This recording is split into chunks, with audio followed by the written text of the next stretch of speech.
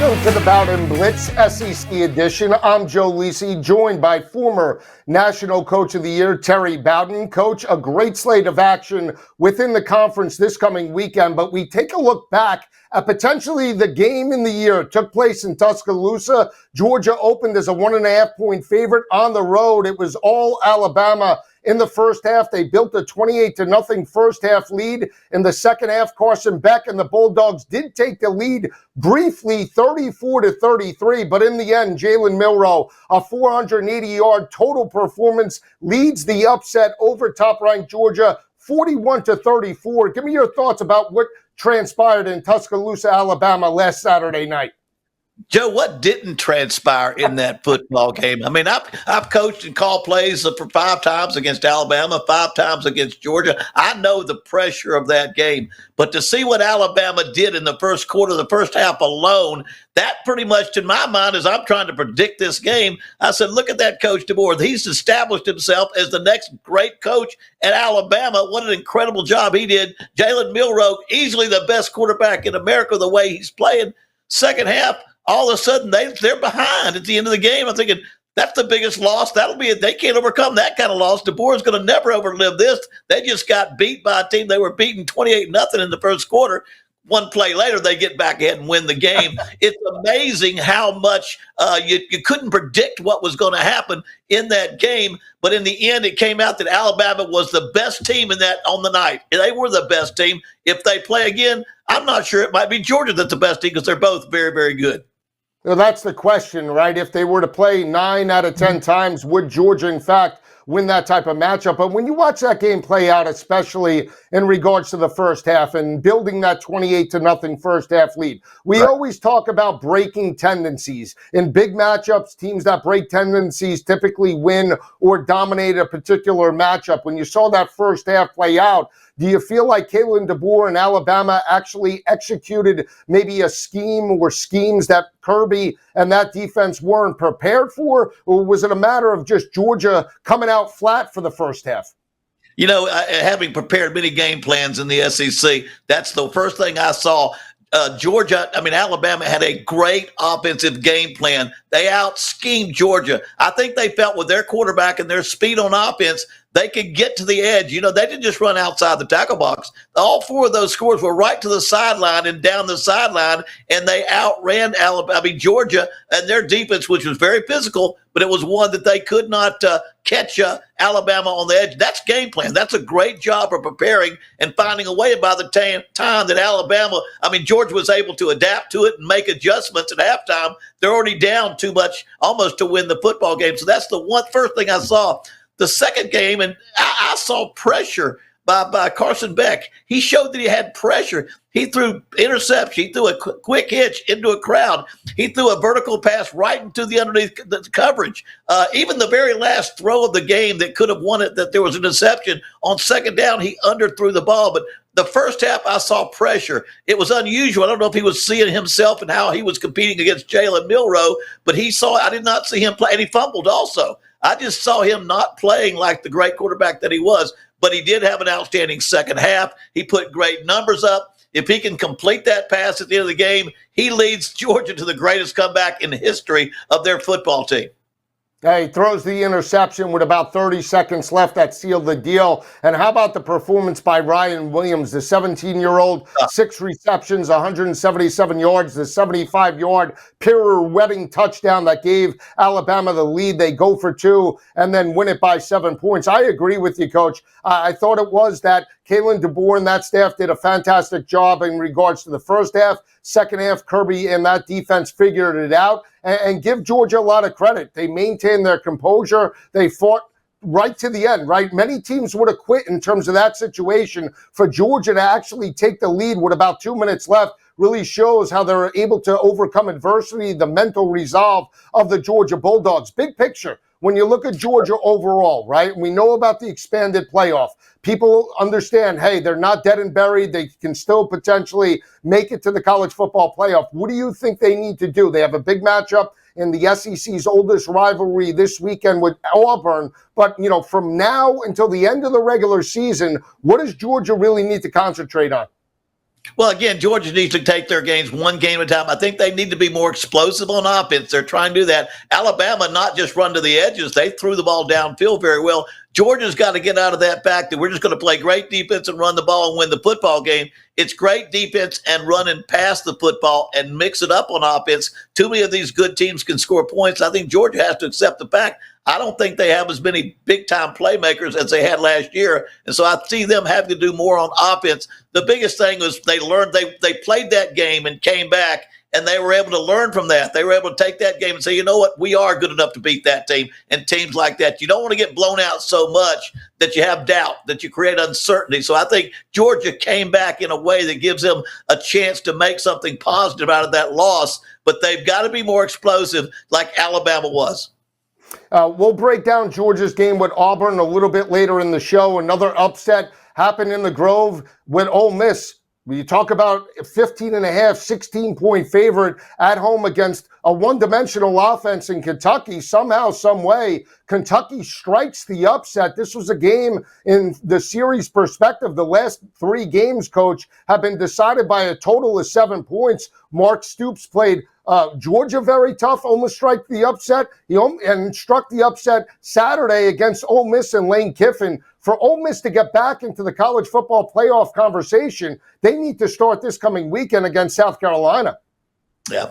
They've got to have a great win against South Carolina. I think they need to come it needs to be a statement game because they just made people doubt again, is Ole Miss for real? Are they a contender or are they a pretender? They put up some large numbers against teams they were a lot better than. They have talent. They did not hit deep balls. You know, if you're a team that scores like they do, if you're going to throw the deep ball, you got to hit them. And you don't want to overthrow them. You know, there's an old saying in golf, short putts never go in and long passes never get caught. As you see a game, you got to make sure you don't overthrow them and miss those deep balls. And I think right now Ole Miss missed some of those, but they've got good enough personnel. I do think they come back, and I think they win this game, but they've got to do it decisively. I think they've got to get that confidence back because they went out there, and like I said earlier, Kentucky almost beat Georgia. Kentucky almost did beat Ole Miss, and I think what you're going to see in this conference, if you don't play well and you're a top 10 team in the SEC, you're going to get knocked out by one of those top 25 teams in the SEC if you're not ready to play. And I just feel when I watch that game play out, Coach, in regards to Kentucky, Kentucky was the more physical team. Offense and defensive lines, they wore down Ole Miss at the point of attack. They were able to run it, stay in manageable third down situations, and they forced Jackson Dart into mistakes and forced them potentially not to score touchdowns and held them to field goals. When you watch and look at Ole Miss overall, interior-wise, have they gotten better from last year, or do you feel they're on the same level that they were in 2023?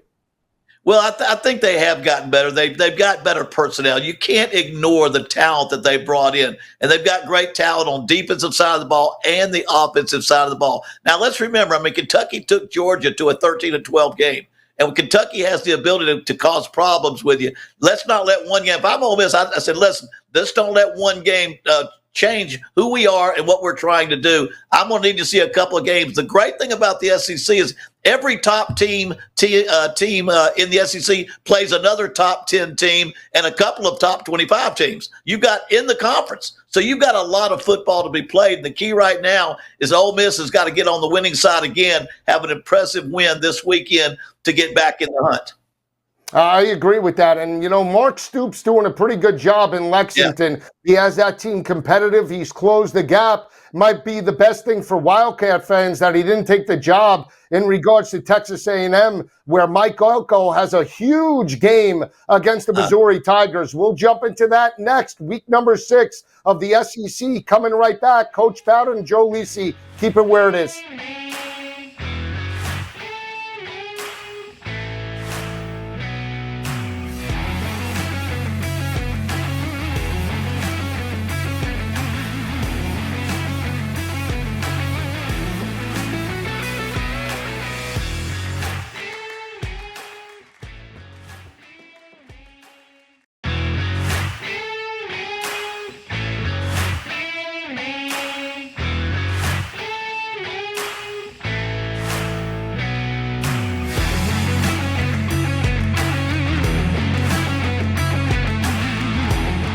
Back on the Bowden Blitz SEC edition, Coach and I took a look back at week number 5. We'll turn our attention to week number 6. Great slate of action, top 25 battle taking place in College Station. You have 9th-ranked Missouri and Texas A&M squaring off. Missouri right now a 2-point dog on the road to face off against Marcel Reed and the Aggies. Missouri coming out of a bye week, Coach.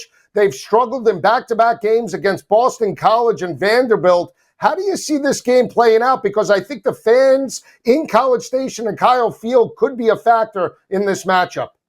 Yeah, I think the way Missouri has won gives Texas A&M confidence that they can beat this football team. But I see Missouri as a team that, although they didn't blow people out, they're a competent football team. I think there's an air about them. They just feel they're going to win. I don't really compare their overall team talent to Georgia and Alabama. They're what I would call Georgia and Alabama light. They win. They find a way to win, but they don't have the horses that those programs do. But I like their confidence. Their quarterback is just one that's dynamic. He finds a way to add them. I think they play up to they may play down to some of their competition, but I think they play up to it as well. And I think they'll play very well in that environment, which will be the biggest and the toughest environment they played in this season. Yeah, Brady Cook playing well within the scheme, not lighting it up. They're an offense that's throwing for around 260-plus passing yards per game. They're running for well over 200 yards on the ground as well. They're explosive when they have to be. And defensively, only giving up 12 points per game. On the flip side, you saw Texas A&M's trail early on in Arlington, 14-7. They were a 4.5, 5-point favorite against Arkansas. Somehow, some way, they get the victory, 21-17. That was a dynamic win for the Aggies, right? You have a freshman quarterback in Marcel Reed. He stepped up in terms of that type of rivalry game. Texas A&M had won 11 of the previous 12 meetings, and to fall behind and still find a way to play it out and win against a very physical defense in Arkansas, that was a quality win for Mike Elko that potentially he can carry into this matchup with the Tigers. Yeah, Mike Elko team is going to play physical. They're going to be a physical football team. They hired a coach at Texas A&M that plays the way they want to play. They want to get after you, and they'll do that, especially on defense, and they'll try to run the ball as well. But A&M has got to make sure their quarterback comes through and gets some passing to go with that running attack, because that's mostly a running quarterback. It's a dual-threat quarterback that they've got playing there, but he's got to be able to pass the ball as well. But Texas A&M, again, is going to be physical. They're a physical football team, and it's going to be a tight one. I agree, and we talked off air that Marcel Reed might be the best thing that has happened in regards to the Texas A&M offense. They're only averaging 162 passing yards per game, but they can run it with Le'Veon Moss, and Marcel Reed is an athletic quarterback that could put pressure on Missouri's defense in the perimeter. That's the biggest thing. Connor Wegman more of a prototypical drop-back passer. What does Reed bring in regards to this matchup? Just like Jalen Milrow, right? If you can get him out in space, he can be a factor in regards to getting this victory against the Tigers. Well, again, they're going to do what they do well to win ball games. Remember, they're taking a program and trying to turn it around. They've got to win more than last year. They got to get to a bowl. If they get to a conference championship, I'm not sure anybody expected that much. They just want them to be an improved football team. I think we're seeing that they are, and they do that by playing great defense, running the football. The more they can add the passing attack into their offense, obviously, the better it'll be. I'm not so sure that's what they're going to be able to do with their second-team quarterback, but that's what they've got to gradually do. So I think they're going as a plan. But if they're going to run the football, play defense, and win a close ball game, that's what they're going to be willing to do. I agree. I lean to Texas A&M here because of the home field, because of Marcel Reed and the fact that Missouri hasn't looked good up until this point. Even though they have the extra week of preparation, I do feel the Aggies somehow, some way do get the victory and cover the 2.5 point number. I think the game trends to the over, Coach. 48.5, even though potentially you might say that might favor Brady Cook and Missouri in that matchup. I think Texas A&M potentially can run the football just the way we saw Boston College do in the 27-21 loss. Now, the only thing I would go back and say is that confidence that Missouri has an intangible. And sometimes you are an outstanding football team because of the intangibles. You find a way to win. You find a way to put one more point on the board than the other team. I think this game could be close, but I think Missouri is going to hang on and keep their record unblemished in a tight ball game, in a tough ball game. But because of who they think, their confidence in themselves, and then their ability to find a way to score one more point than the other team. Let's turn our attention to the SEC's oldest rivalry. It's Georgia. We talked about their loss on the road in Tuscaloosa to Alabama, laying 24 and a half points to Auburn. Auburn had Oklahoma dead and buried in the fourth quarter, and Peyton Thorne throws the pick six. Totally changes the momentum in regards to that matchup. Coach, they lose yet again in back-to-back weeks, 24-21. Hugh Freeze not looking good in year number 2 on the Plains. What did you see in regards to that loss against Oklahoma last Saturday? Well, they're still playing musical quarterbacks. They're not just have a quarterback that maybe plays bad for a couple of series and gets back on track. They're switching quarterbacks around, trying to find somebody to make it happen. And it went against them last week in the fourth quarter in a big game against Georgia. Now, I coached at Auburn, and we could be 9-0 back then or 10-0, and you've saved your career, but you ain't saved your job yet because you hadn't played Georgia and Alabama. That's who you played to finish up with. So this game has a special meaning to these two teams. It's not just another game. Yes, Georgia is better. Auburn's not playing very well. But go back and look how many times Auburn played Alabama or Auburn played Georgia, and the other team was favored by 1-2 touchdowns or more, and the lesser team finds a way to make it to get an upset. That's part of these rivalries, and that's the only reason I would say yes. I think Georgia's going to win this game. They need to win it, and really they need to win it decisively. But this is the Auburn-Georgia game, and anything can happen. I agree. Anything can happen. Last year was a 7-point win. That's where Carson Beck hit Brock Bowers. They were a double-digit favorite and won it 27-20. Georgia has won 7 straight games in the series, Coach, against the Auburn Tigers. Biggest factor for me why I do not back Auburn in regards to this matchup, -11 in turnover margin. When you're not winning the turnover battle, it's going to be very difficult to knock off Georgia, especially in Athens. I think the Dogs roll. We'll come back and wrap up SEC action week number 6.